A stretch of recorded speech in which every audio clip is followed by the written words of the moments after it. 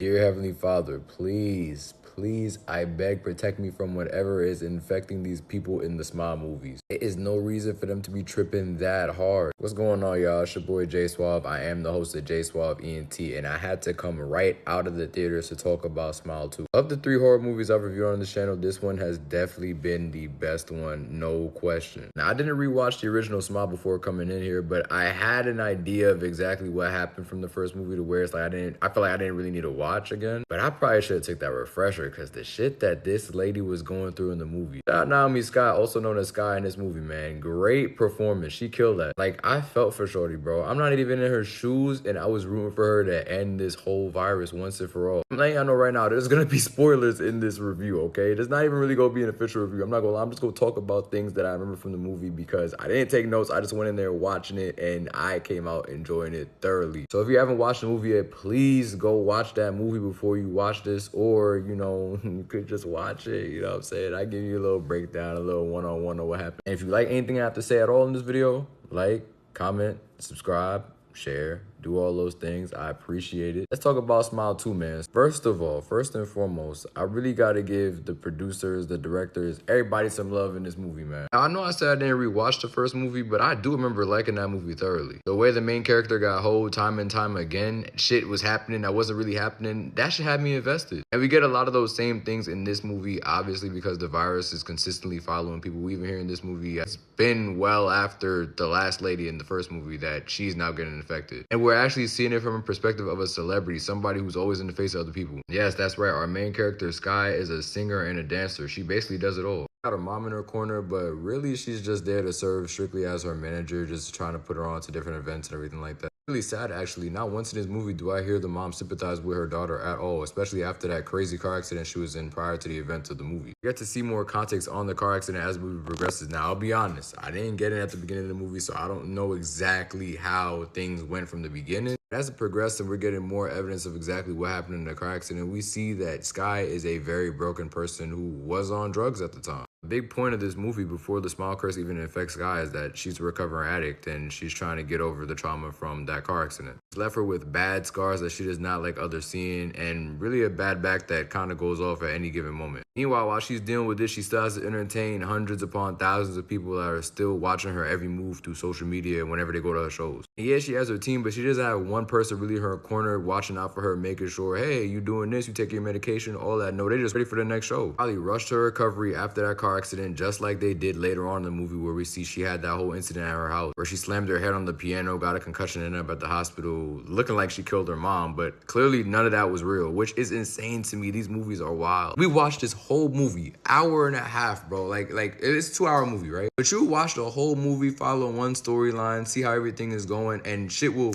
change like that. Like, you know, 3 minutes, 4 minutes, she's going through her own little thing, and then she'll come out of it and it'll be like, yo, none of it was real. But bro, to see how the movie ended, essentially we were in a genjutsu from the very beginning. From the moment that Lewis guy gave her the Smile virus, it was up for us. We was going through the same shit she was going through, basically. I love that the movie puts you in that illusion. Like, you're essentially following the same things that she's seeing, even though we're on the outside looking in like, yo, you're bugging right now. No, we're essentially following the same story. One thing I can say I've always loved about the Smile movies is how crazy they make the main characters look. That first movie, old girl's life was ruined, and they times it by 10 in this movie. Even if none of what we saw was real, it still doesn't take away from how crazy what she was actually going through in real time was, bro. Really put myself in her shoes. I ain't feel this way since I watched Talk to Me. I'm gonna try to say this and abide by YouTube guidelines as best as I can. That one scene where Sky's in the hospital bed after a gang of these Smile demons were in her house. And the mom ends up transforming into the Smile demon herself, unaliving herself, and then she tries to run out of the room from the hospital bed and then sees the glass piece in her hand. Blood all on her garment. She was the one that unalived her mom. That's crazy. The biggest loop for me up until the end was finding out that her friend wasn't really with her that whole time. That one friend that she was an asshole to way back in the day that we saw come back earlier on in the film, yeah, she was basically never there. This Smile demon do not play fair at all. Caught her lacking in the freezer by herself, as if she hadn't been through enough already, bro. I know you remember that charity event, she's speaking, the teleprompter stopped moving. She ended up exposing her whole situation, told the whole world how she was really feeling, then pushed that old lady off the stage as if shit wasn't really bad as is. Real quick, I want to talk about those Smile demons that ended up in her house. First one that really tripped me up was dude that was at the little fan signing and whatnot. The big fan that ended up at her house with all his clothes laid out on the floor. That boy is a freak. That shit scared the hell out of me when he started running. I'm not gonna lie. Now that I'm thinking about it, he was chasing after her and she opened the door and her friend came and that friend wasn't even there the whole time. And I really think this is a fact because obviously we know things reset at the end of the movie. Where after the events that unfolded that we saw, it turns out no, she was actually getting ready for a performance this whole time, but everything that happened in her head actually happened in her head. Was it real? Like, I don't know. This smile demon is a real demon, bro. It keeps on with our expectations. I love that about the movie. But yeah, he was a freak, and all them other smile demons that ended up in her crib were on BT too. I think where this movie shines, where the other one didn't, is that the main character, like I said, is a celebrity. She's going to have a following. Like, all of this that's happening to her, yeah, it's in the movie world, but I mean, in reality, celebrities, they get chased like this all the time. Whether it's by paparazzi or fans themselves, bro. They do not have a moment of privacy at all. For her to be self-imploding like this, knowing from the outside looking in everything that she's trying to protect, all the pressure that she's feeling from her mom and her team, and having to deal with the car accident from way back and knowing the actual events of the car accident, knowing that she was the one that essentially put them in harm's way. Bro, that's mad pressure for one person on top of having to deal with the damn smile demon. What blew me about the movie, bro, is why did you stay at Lewis's crib for that long? The second bro put that sword up to my neck, I'm leaving, bro. I'm going to CVS and I'm seeing if I can get my own Vicodin because I'm not going through, bro. You'd have to find an alternate route because no way am I trusting bro to get me anything after that performance he done put on. And it's not like this is somebody that you met recently or have seen recently, bro. This guy goes back to high school. Y'all fake old now. And you a celebrity. Y'all are in two completely different places, respectfully. How do you even know bro was a dealer? The way he took himself out in that apartment was glorious, so I'm not gonna lie. I forgot how these movies got down. I gotta go back to the first smile movie. Remember how girl really gave herself a smile. If you know, you know. That shit was wow.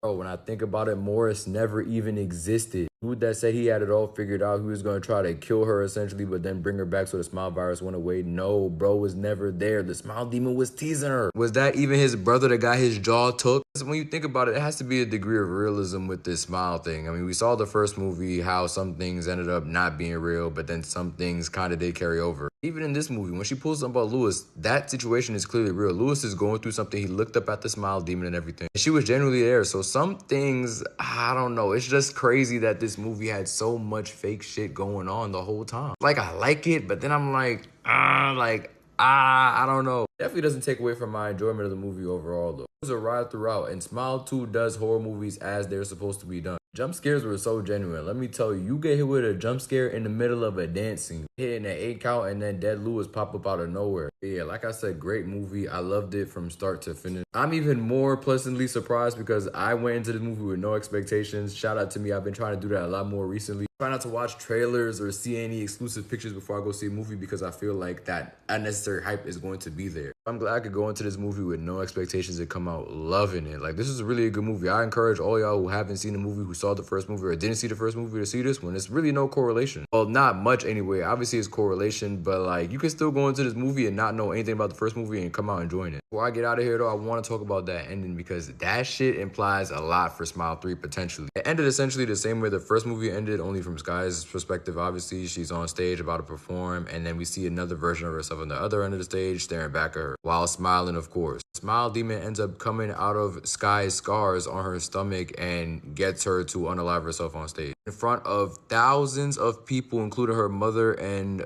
somebody on her team and everybody that was watching at home. Bro, this movie can set up a whole next level event in Smile 3. I'm talking pandemic level event, bro. Everybody's about to be tripping out in Smile 3. We're gonna have to have a time skip or something. They not ready for that shit. If what I'm saying is gonna come true, they not ready for that. I'm giving Smile 2 a 9 out of 10. This was a great movie front to back. There were some things I didn't like some of the decisions that was made by Sky. Like, why were you staying in bro's house for that long? Having a question of events that happened in the movie actually happened is kind of throwing me off a little bit too, not gonna lie. Like I said, it doesn't take away from my enjoyment, but it is something that's a gripe that I had. I watched a review from 3C Films, and I think he got it on the head when he said the movie overstayed its welcome a little bit. There's moments in the movie where I really thought it was about to end, and then it kind of extended. Case in point, the scene right before the end scene where she's on stage performing. They was go duke it out in that cooler, and she would just go die with the virus. Nope, the Smile Demon said, whole time you was in a Tsukiyomi, you cooked. Yeah, overall, great experience. Like I said, I encourage you to go watch it. This is a good horror movie. Shout out to everybody involved, man. Definitely looking forward to the next movie in the franchise. That's all I got for y'all today. I'm being your host, Jay Suave. I hope you've been entertained, and we'll talk soon. Peace, y'all.